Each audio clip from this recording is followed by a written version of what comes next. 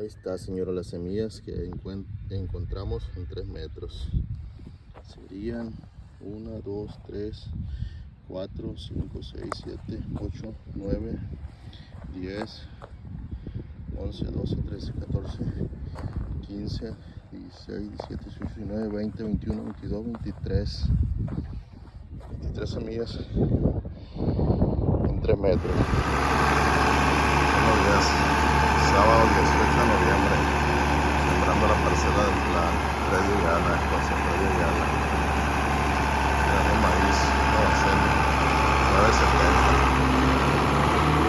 Siembra a 77 centímetros, tirando 7-8 plantas por metro, a 12 centímetros de semilla y semilla.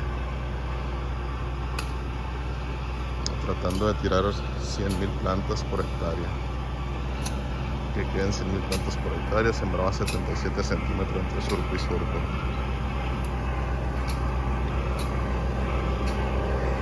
Es una población recomendada por la misma semillera, la misma marca de la semilla novaceno.